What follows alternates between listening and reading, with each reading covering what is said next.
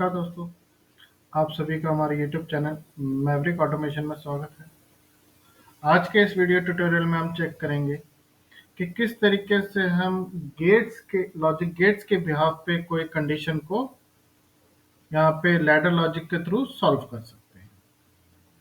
Let suppose हमारे पास कुछ exercise है जिसमें स्विच को हमने S1, S2, S3 रिप्रेजेंट किया है और आउटपुट को हमने OP से रिप्रेजेंट किया है।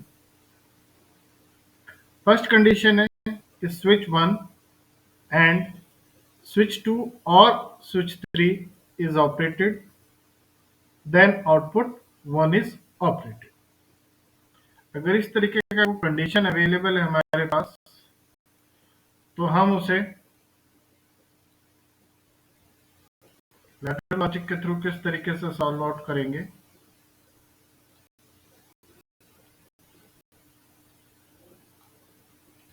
कंडीशन है स्विच 1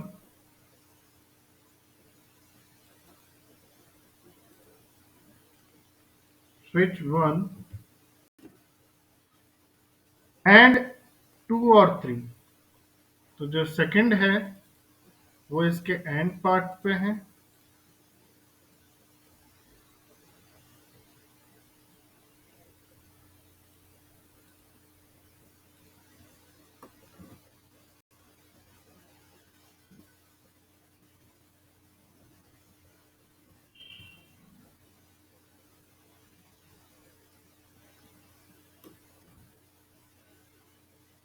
स्विच 2 और इन दोनों के पार्ट पे X3 है, X3।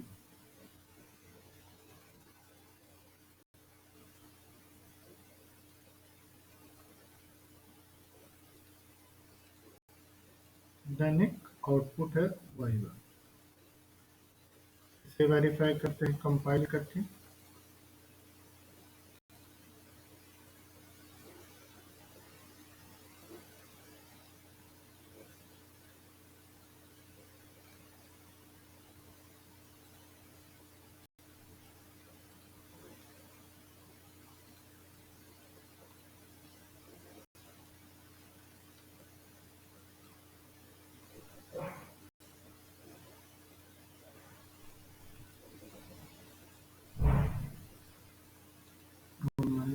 Write to PLC.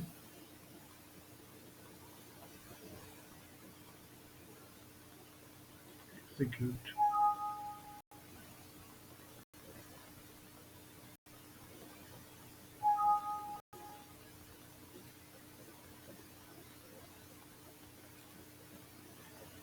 Condition है यहाँ पे कि इधर हमारा स्विच 1 एंड 2 प्रेस हो तो आउटपुट एक्टिव हो, या फिर स्विच 3 पे आउटपुट एक्टिव हो।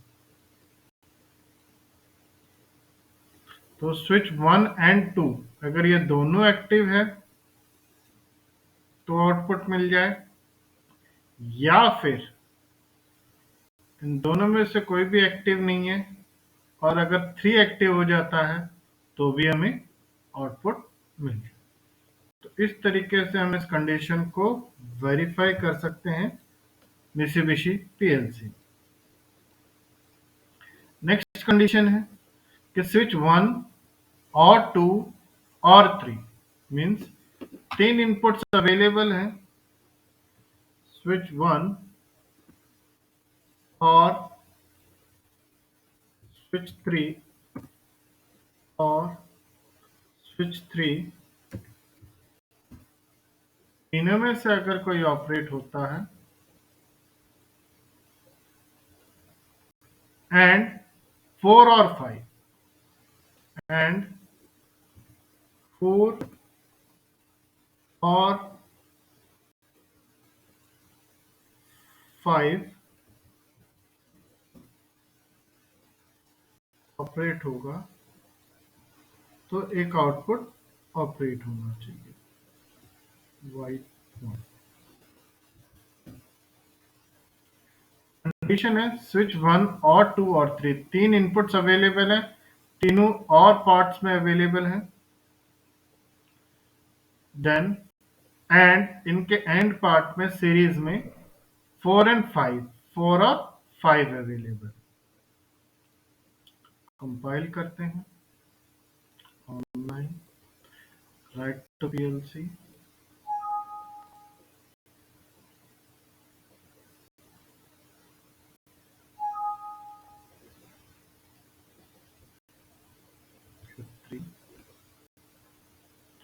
तो देखिए यहाँ कंडीशन है हमारे पास कि स्विच 1 अगर एक्टिव होता है या 2 एक्टिव होता है या 3 एक्टिव होता है या फिर 4 और 5 में से कोई एक्टिव होता है,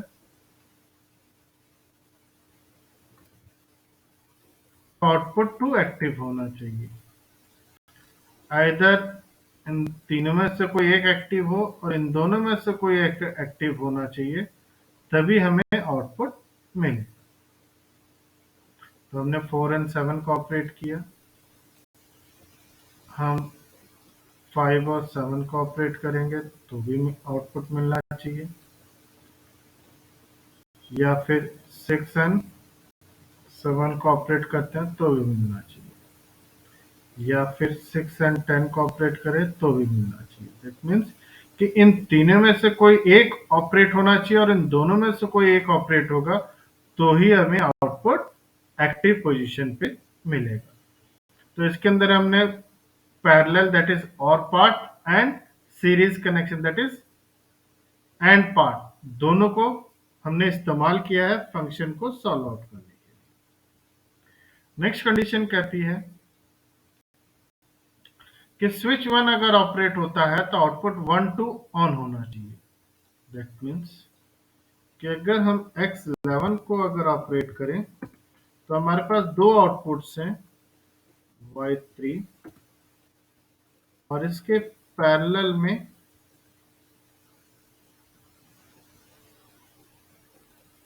Y4।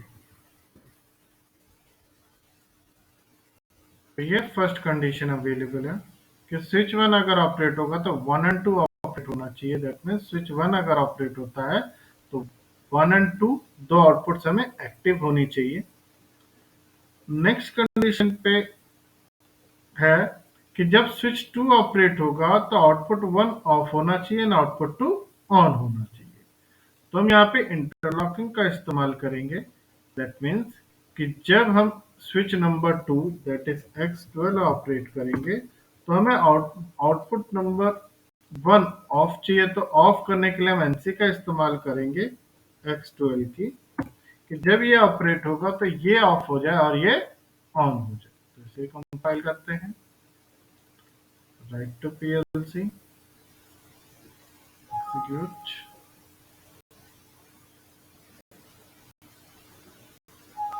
Yes, close, F3। Condition है जब हम फर्स्ट स्विच प्रेस करें तो दोनों आउटपुट हमें एक्टिव मिले, लेकिन जब हम स्विच 12 को ऑपरेट करें तो आउटपुट फर्स्ट ऑफ हो जाए और सेकंड ऑन मिले। तो इस तरीके से हम अपनी सारी कंडीशंस को वेरीफाई कर सकते हैं लैडर लॉजिक में। तो आई होप कि आपको अंडरस्टैंड हुआ होगा किस तरीके से हम पैरेलल दैट इज और या फिर series that is and function का इस्तेमाल कर सकते हैं एनओएनसी के थ्रू और अपने किसी भी फंक्शंस को हम सॉल्व आउट कर सकते हैं। Thank you.